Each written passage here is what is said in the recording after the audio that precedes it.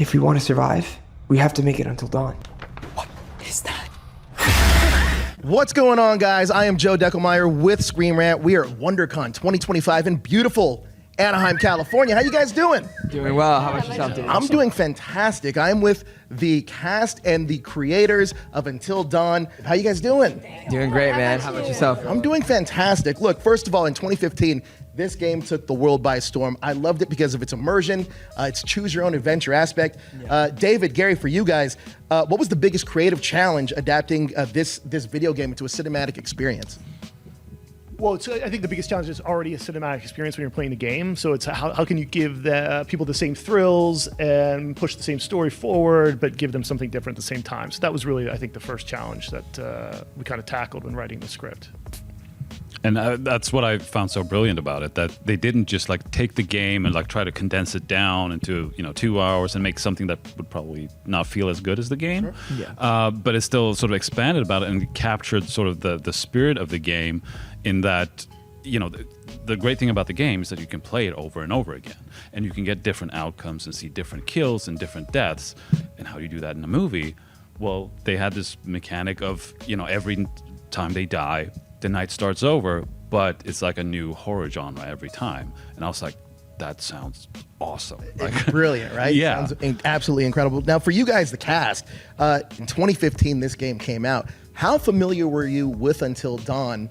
And did you guys either, play the game to get insight into your characters, or did you want to stay away from it to come at this approach with something fresh and new? I hadn't played the game before. When I first auditioned for it and I started telling my buddies about it, they were stoked. And there was a big conversation about what... You're not getting me again. Y'all are not getting me again. Jeez, man, this is terrifying. My nerves are made of steel at this point. I can't get away from this. I can't trust anybody here anymore.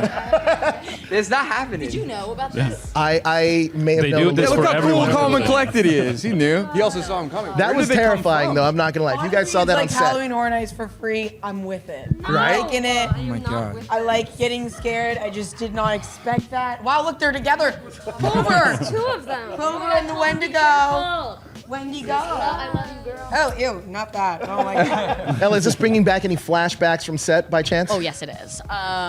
Jesus. Yes, it is. What was the question again? Yeah, just about the experience playing the game. If you guys either stayed away from it or veered towards it to help inform kind of what you guys were doing in the characters. We spent a few nights in my apartment in Budapest playing the game together. Yes. And passing the chucks back and forth. We didn't have enough time, certainly, to finish the game each. But we all played together. It's one thing watching. It's very scary. We did it with the lights off, the whole deal.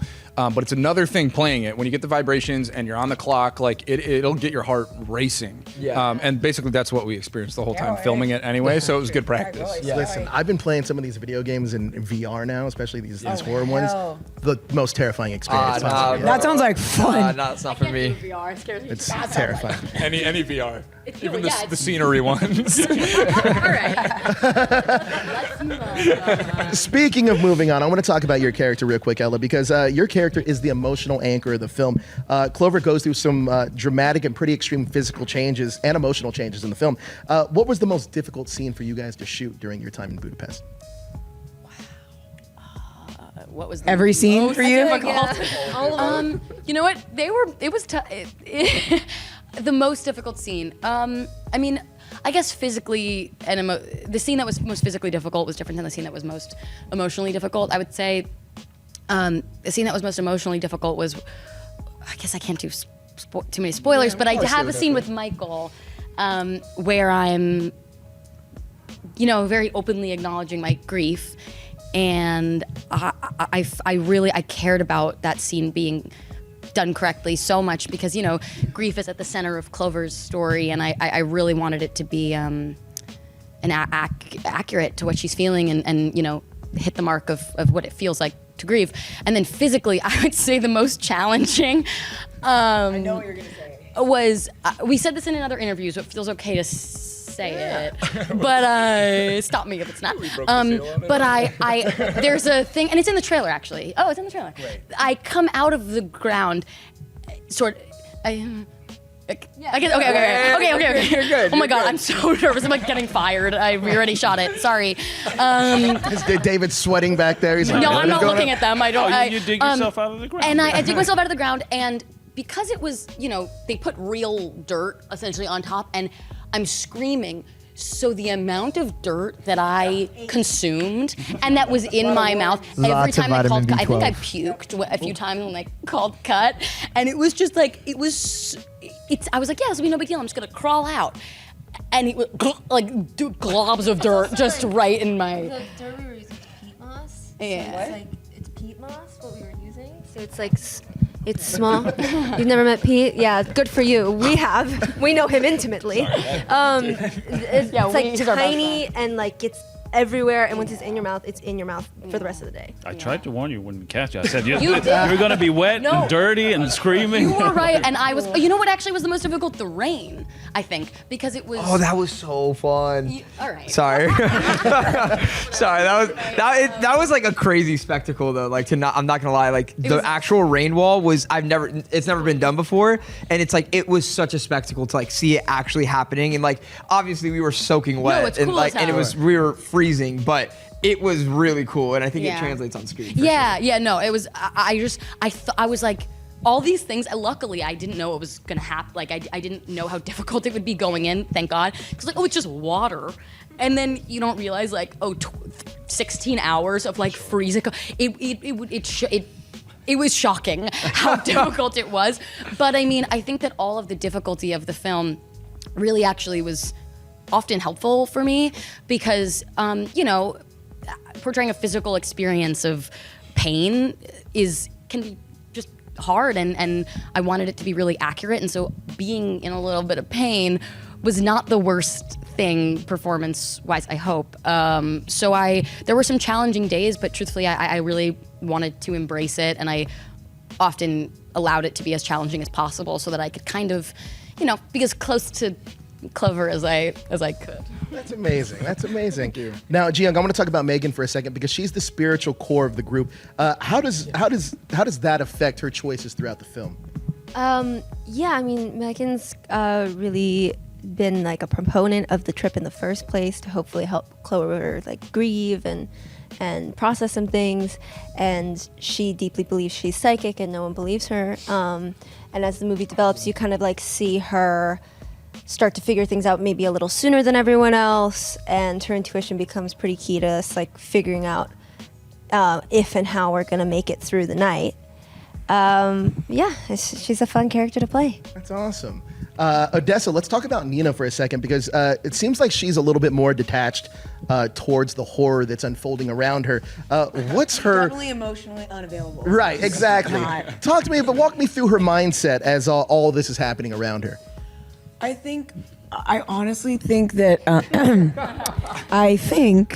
she's, as much as she loves Clover, she's a little bit over, like she's kind of like, your sister's gone, get over it, but I'll do this for you because I love you a little bit. So when all this stuff starts happening and everything's unfolding, she's like, fucking great. Like, of course this is happening because we're going to look for your dead sister who's died Missing. we don't know.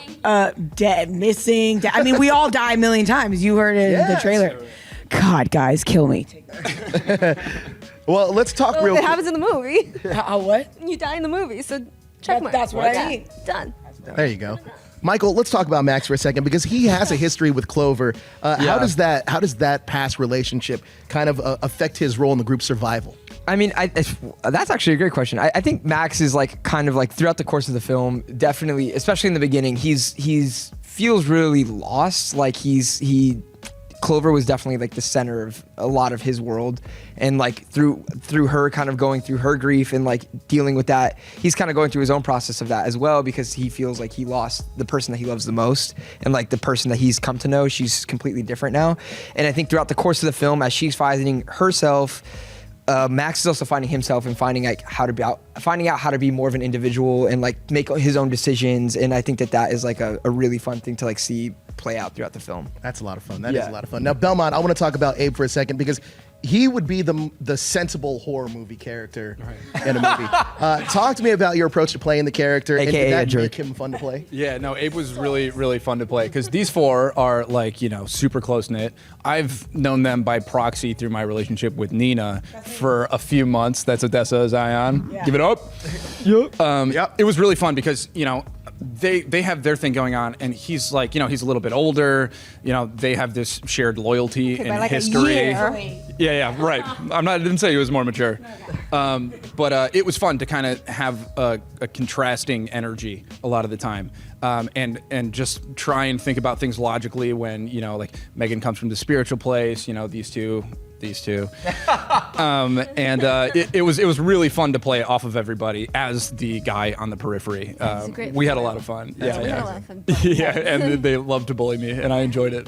Yeah. Gary, David, I think you two are both geniuses, especially in this genre. I love all your work. Yeah, no doubt. I agree. It's funny. I love the fact that each time loop gives us a different horror movie. I want to talk about that aspect for a second, Gary, but also for you, David, I want to talk about the practical effects and how that elevated the horror in this film, because obviously we had moss in the mouth, we had these rain walls, but talk to me about how the practical effects kind of elevated the horror in this film. I mean, it's been a dream of mine. Even with the previous movies I've done, like Lights Out and Annabelle Creation, you know, they're very supernatural, and they're like, but I've always wanted to do, you know, go full on and have like monsters and practical effects and gore and all these things, and I finally got to do it in this movie and like go all out, you know.